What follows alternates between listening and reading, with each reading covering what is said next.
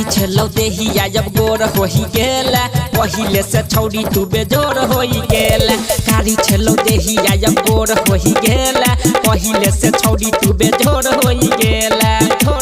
गे निकल लागो कना भाली तोरा कान के गे हसिलफी तोहर झुलफी मारे छो जान गे आगे हसिलफी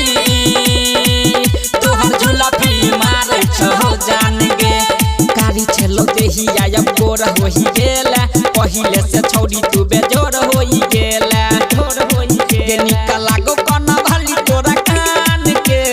गे हसिलफी तोहर झुलफी मारे छो जान गे आगे हसिलफी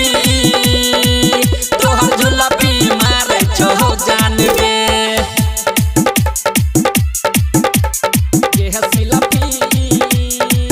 तोहर झुलफी मारे छो जान गे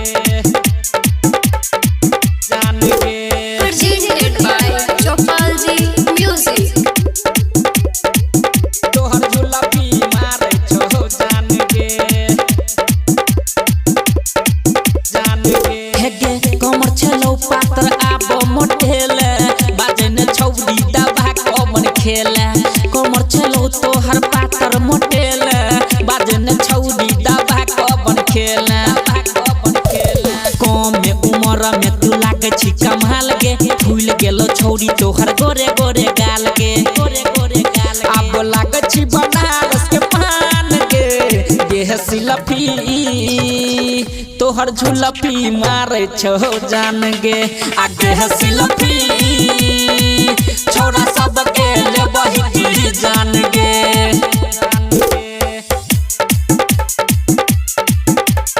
गे हसिलफी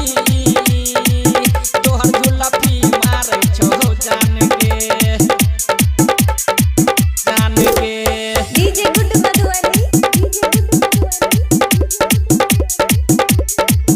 तोहर झुलफी मारे छो जान गे हेगे पोरे पोरे तोर बदन खिल गेलो लागैया लोभ के गडोज मिल गेलो पोरे पोरे तोर बदन खिल गेलो लागैया लोभ वाला डोज मिल गेलो उमे से उजाला और अजय अकेला कह छोके झाँप ले तू बहुते देखेला होई जेतो अब बबल बात मान गे हसिलफी तोहर झुलफी मारैया जान गे आगे हसिलफी तोहर झुलफी मारैया जान गे केते के जान ले भी Presented by Chopal Ji Music.